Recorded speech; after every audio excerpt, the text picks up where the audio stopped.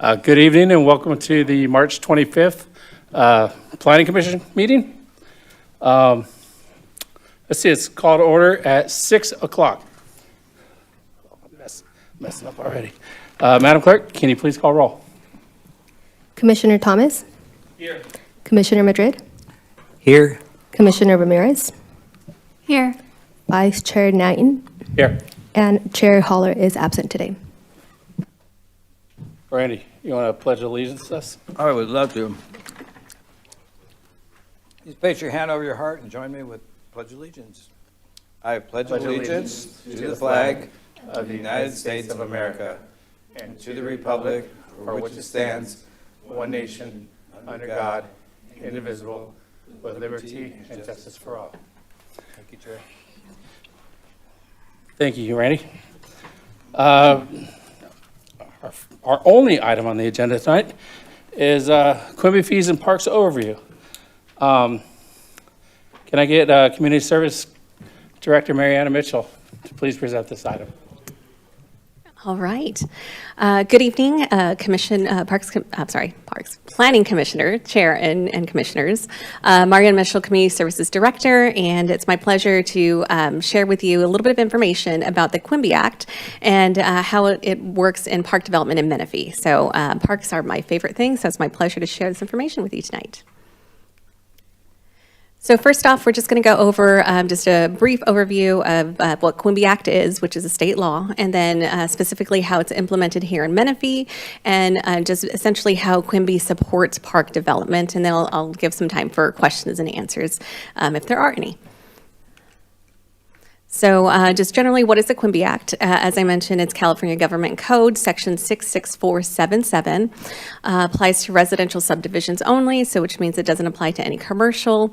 And it essentially lays out the opportunity to allow cities to require parkland dedication either through additional parks, either through parkland dedication or in lieu fees, meaning if a project doesn't have the ability or space or there's constraints to dedicate parkland, then they would pay an in lieu fee or a combination of both.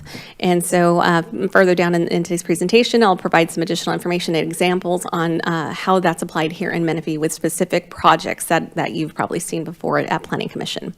So essentially, the general idea behind Quimby Act is to ensure that parkland keeps pace with growth of the city. And so that way, we're able to provide the amenities for our residents and keep up with the residential growth, and as we know, is happening relatively quickly here in Menifee. So there's key requirements, and essentially it requires a local ordinance, and in Menifee, that's Menifee Municipal Code Chapter 7.75, Parkland Dedication and Fees. It's something that we refer to often when we're working with developers on projects and ensuring that everybody understands what the parameters of Quimby Act and how it's implemented. Again, it's based on residential density, so we're looking at the number of housing units and the type of housing units, and then also based on that information, the average persons per household. So again, this gives us the opportunity to create sort of a formula, something that we can calculate and easily kind of fall back on why the fees are what they are, if we do in lieu fees, or the amount of parkland that's required for each of these projects. It's important to note that the Quimby Act, when we are collecting fees or parkland is dedicated, that it must demonstrate a relationship to the project. So if we're looking at a subdivision in an area, and let's say this development just doesn't have the ability to create a park that the city can take on as a city-maintained park, and we're collecting in lieu fees, those in lieu fees essentially have to be used within that subdivision, or there's a nexus that it will benefit the residents of that subdivision. So again, there's some geographical ties as well as helping mitigate the offset of our existing park spaces. So the park standard that's in the Quimby Act is anywhere from 3 to 5 acres per 1,000 residents here in Menifee.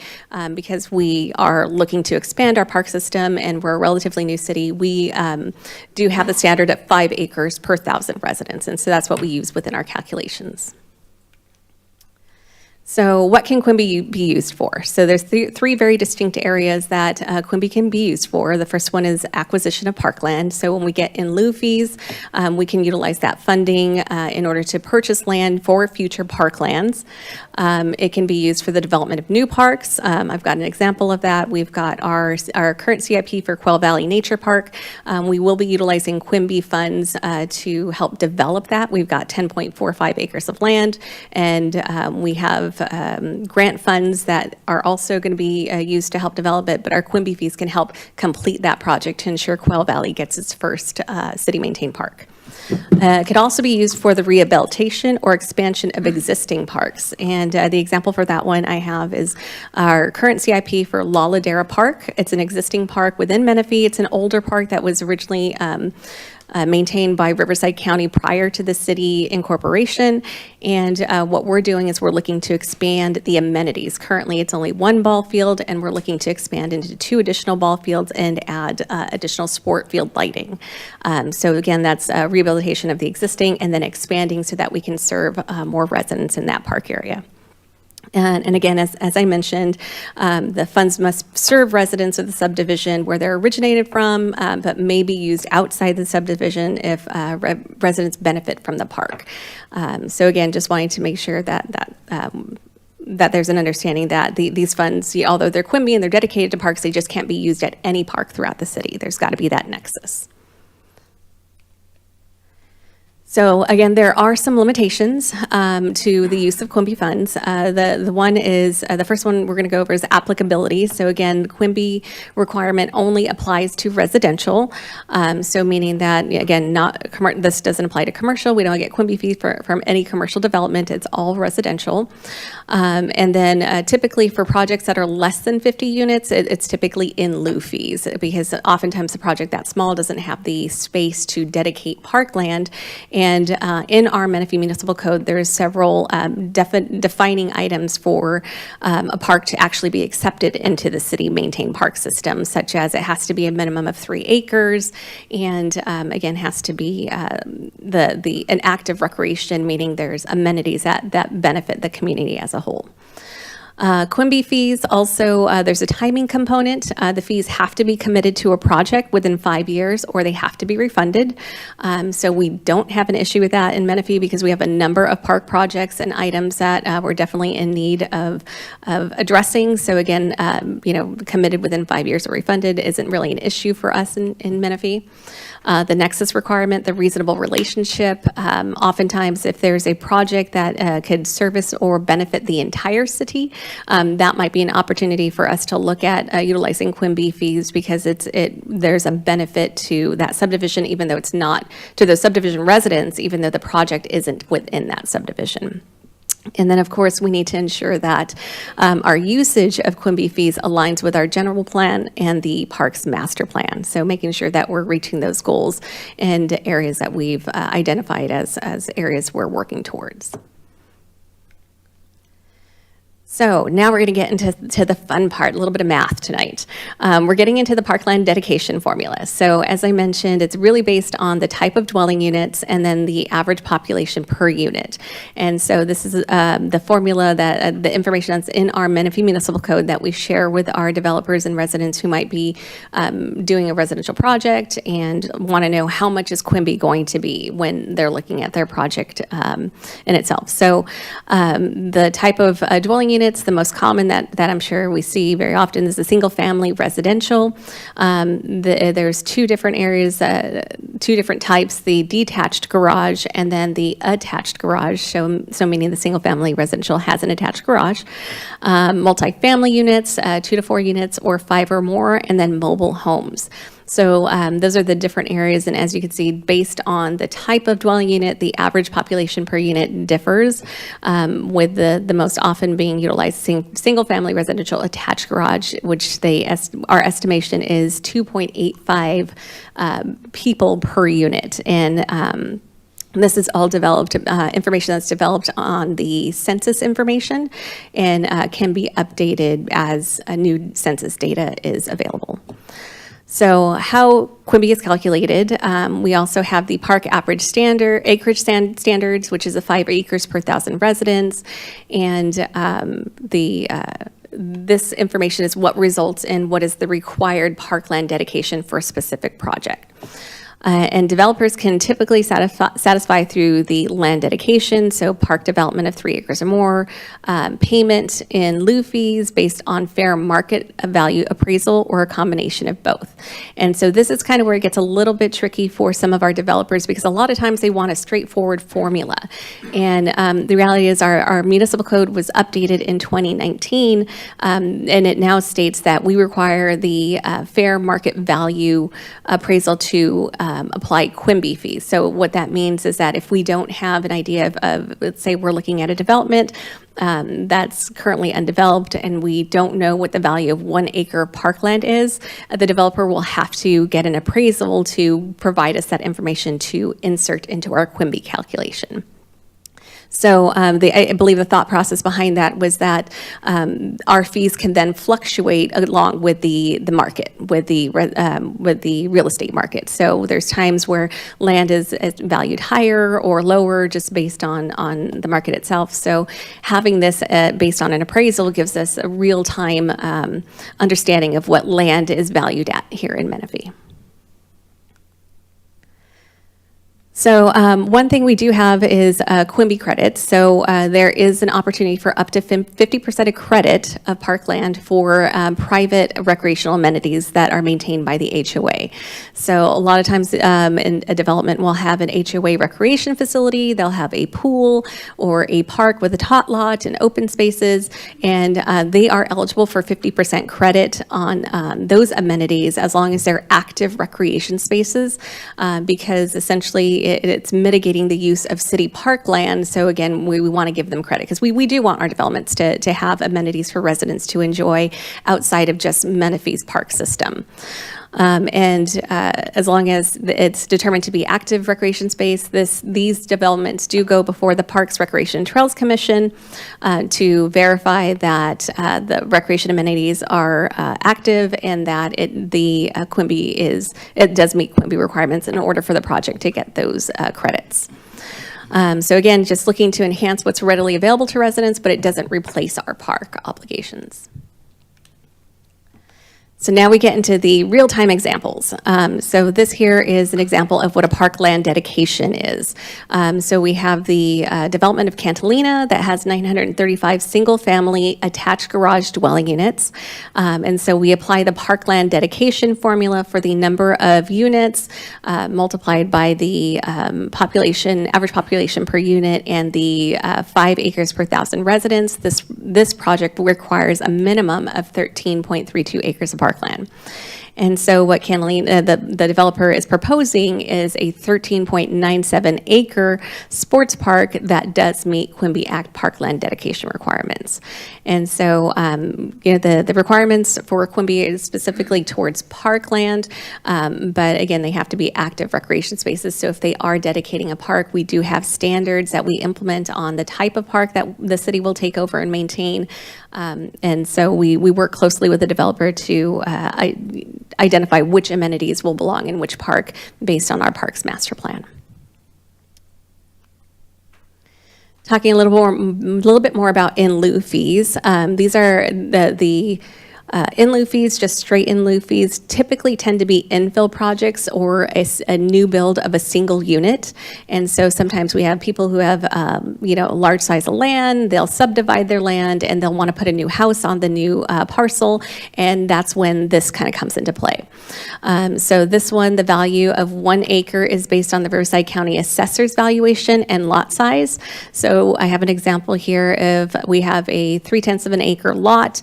Riverside County values that at $91,800. So the value per acre is the $306,000. And that's what we'll plug into our parkland dedication formula to come up with the Quimby calculation. So 1 unit, the 2.85 average population per unit at 5 acres per 1,000 residents for this very small single unit project, according to our Quimby and our Menifee Municipal Code, 1/10 of a parkland is required. And so because of that, a fee is assessed on this project. And so based at the cost of, or the appraisal of the 1 acre parkland, the fee for this project is $4,361. And so that's, again, these are typically smaller one unit, single units infill projects that will assess this type of fee for. And this one is an implementation of in lieu fees with the HOA credit. So you can kind of see we've got Nautical Cove, which recently came before PRTC, or Parks, Recreation, and Trails Commission, for approval of the HOA credit.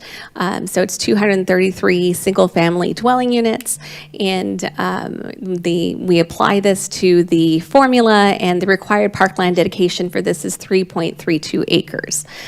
They came forward and said we've got about 1.65 acres of HOA amenities, and there's things like the recreation center, pool, and park. I understand that there's a lake in Nautical Cove. That is not considered an active recreation space, so we could not count that towards in a recreation or parkland dedication or HOA amenity towards this.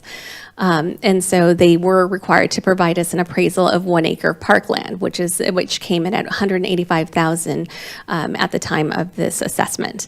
And so we plug all that information into the Quimby fee calculation, and for this development, the Quimby fee assessed was $460,650. And so that's after we remove the HOA credit, which the 1.65 acres at 50% is 0.8 acres. So lots of math. And last but not least, I've got an example of what both parkland dedication and in lieu fees look like. And so this one is a relatively newer one. This is Cimarron Ridge, which is coming in on the northeast portion of Menifee. This is a rather large development with 756 single-family dwelling units, and for this one, the developer is, the required parkland is 10.77 acres of required parkland. The developer originally thought they were going to be able to meet that through parkland dedication, but through some design readjustments, they came in just under. So, which means that they're constructing a 10.19 acre sports park, meaning that the remaining 0.58 acres that are required to be dedicated will be paid in lieu fees. And so we kind of worked with them on getting the appraisal and calculating what the Quimby fee for assessment for this one is, just under $190,000. So lots of math, lots of numbers, but again, just having the Menifee Municipal Code and then also the Quimby Act and its government code really helps us work with the developers so that they all clearly understand what it is we're asking when it comes to the fees that are currently being assessed. And just to kind of review the role of our Parks, Recreation, and Trails Commission, so we all know they're an advisory body to City Council. They provide input on all items pertaining to parks, our park system. They work with us on conceptual park designs and amenities that are included, and then also advise us on the use of Quimby funds for park development. So again, they will affirm consistency with the Quimby Act requirements and then recommend credit for private HOA amenities. So all of these items, when a development comes forward to us and they're looking to get their Quimby fee assessed, they will go before the Parks, Recreation, and Trails Commission before anything is assessed or affirmed. And so just to kind of recap it all, just kind of bringing it back to how Quimby supports our park development. Again, it's become a reliable source of funding for the city, and it ensures, again, that we're able to keep up with the residential growth by being able to enhance our existing parks and develop new parks. And providing the flexibility to align park delivery for some of these larger developments, working with them on the amenities and the items that will reach and help align with our parks master plan as well as the general plan goals, and then really allowing us to deliver a more expansive park system, and then again leveraging these additional funding sources to kind of make all of our wishes and dreams come true when it comes to our park system. Again, just really looking to support the balance approach of, the parks, because Quimby has to have that relationship.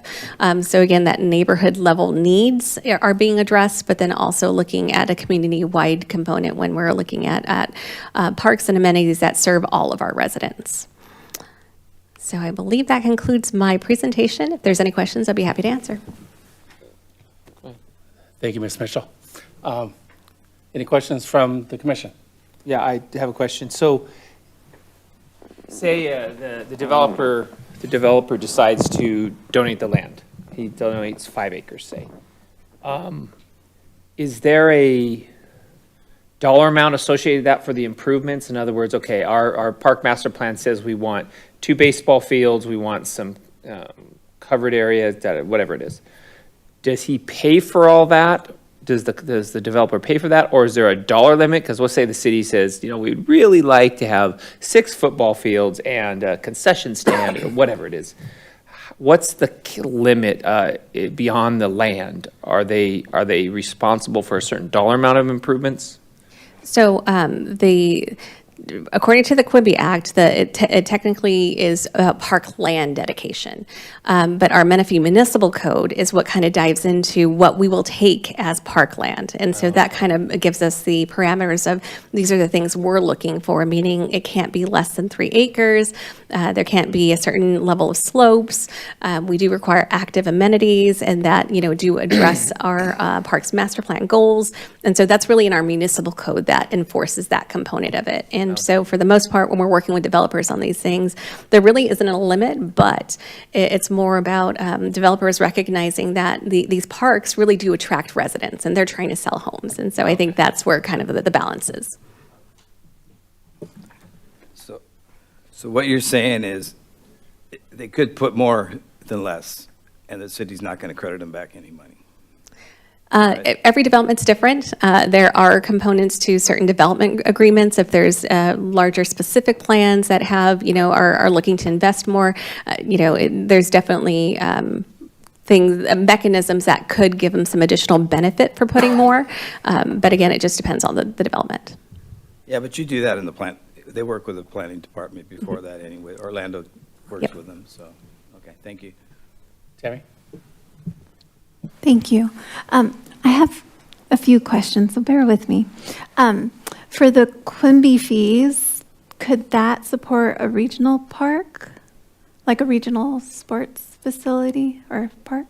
Yes, it is possible, but again, we would have to establish that nexus to be able to utilize those fees outside of that subdivision, but it's definitely possible. This is possible. Okay. And so the Quimby fees could be utilized for that, but then how would you acquire the land? Would that be through the developer or something that the city would purchase?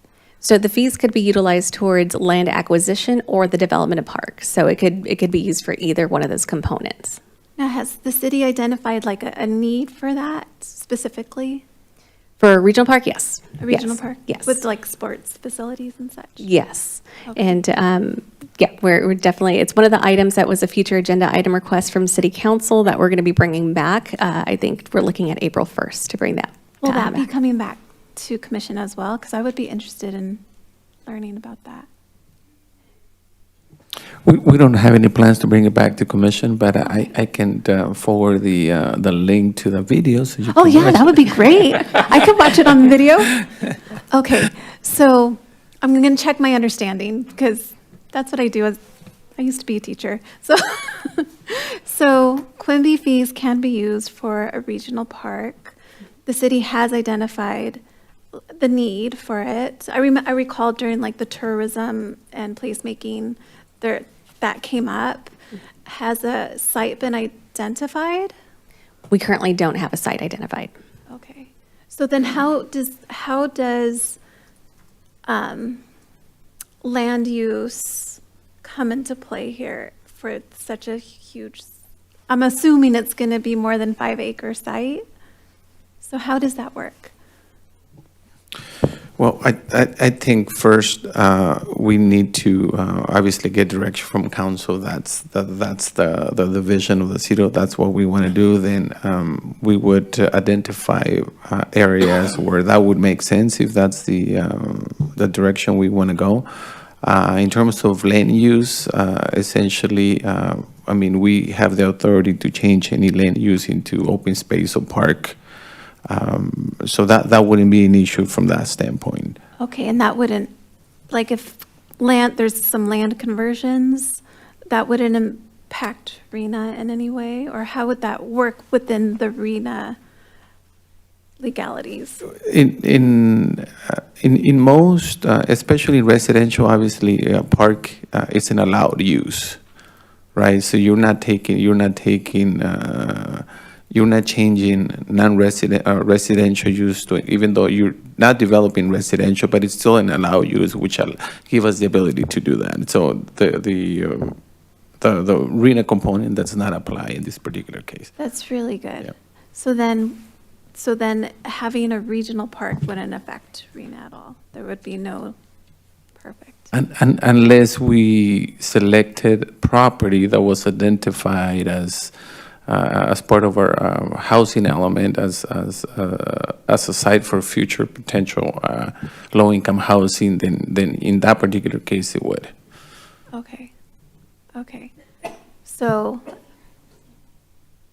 the city would have to identify land, and then there could be possible conversions, and then you take it from there in terms of, We would identify land, identify how we're going to pay for it, and then once we acquire it, then identify the funding to actually build it. I might have more questions, but I don't want to dominate. Ms. Mitchell, a couple questions. Where in the development process are Quimby fees collected? So it really depends. Every development's a little bit different. So sometimes what happens with some of the larger developments, what we'll do is we'll assess the Quimby fee, and they'll get that information, and then they'll divide it up by the unit count. And as they go through the permitting process and they look for occupancy, at that point in time, they'll have to pay that prior to occupancy. So that's some, I don't know if you want to chime in on that. In most cases, that's the way it usually is at the time of building permit or a certificate of occupancy. We also have projects where there's development agreements with them that the payment would be done as part of developing the park, and the park usually have thresholds. So, for example, by the time we issue the 100th building permit, the park should be constructed, or whatever number we choose that it's appropriate, then that will be the trigger at that point. We don't necessarily get the fees because they're going to be building the park for us. Thank you. Final question. You mentioned Cimarron, $185,000. That, I imagine, has already been collected? Yes, that was correct. And so it's just sitting in an account right now. How do you prioritize it? Nova, Portsmouth, or Peterson are your three closest parks. I don't know what Nova or Peterson needs, but Portsmouth, or whatever the name is, what you guys have, does that kind of take precedence of the money, or or is that PRTC? How does that work? Yeah, no, that's internally. We do bring these items to PRTC when it comes to budgeting or prioritizing CIP projects. But specifically the funding from Cimarron Ridge, that's been identified to assist with Quail Valley Nature Park, because that's in Quail Valley. Okay. Yeah. Any other questions from the commission? Yeah, I do. So this is for both of you. I'll ask Orlando first. So going back to, you say, prior to the 100th permit, you're not going to allow, say there's 200 units, you're not going to allow any permits over 100 until the park's completed. How do you handle that, or do you, Ms. Mitchell, is that done administratively if you give them a break and say, hey, we'll let you build, we'll issue you 10 more building permits? And that has nothing to do really with what we're talking about, but since we're on that subject. Yeah, no, usually there's language in the ASP that gives us guidance. If let's say for instance, the park is essentially complete, but one of the canopies or one of the playground equipment was not available, and they proved to us that they put in the order, a year in advance, and it wasn't manufactured on time, then obviously that's something that's beyond their control. And so we would, most DAs would give us the ability to work with them and issue more permits. But if they come in and they tell us that they made the order last week, then it's a different discussion at that point.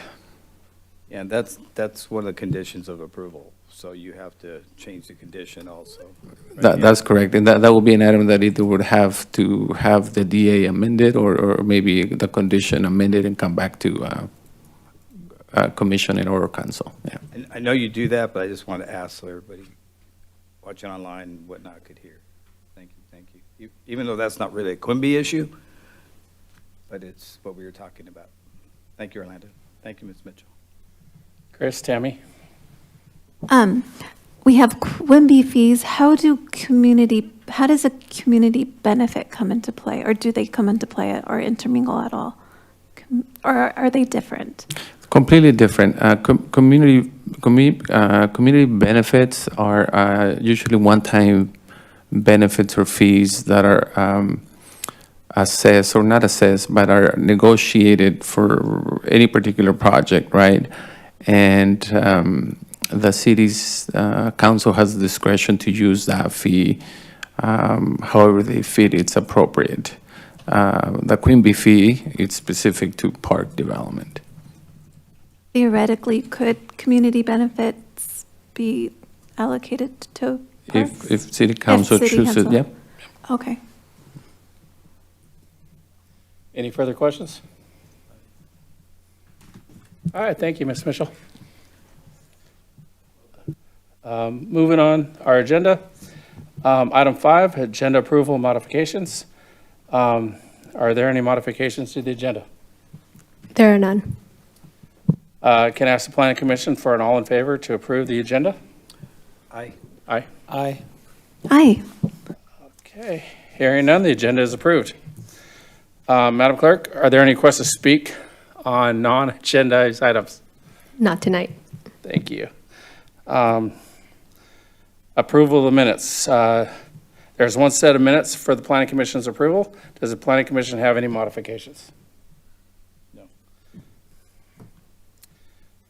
No. Oh, by the way, that was for February 25th meeting. Okay.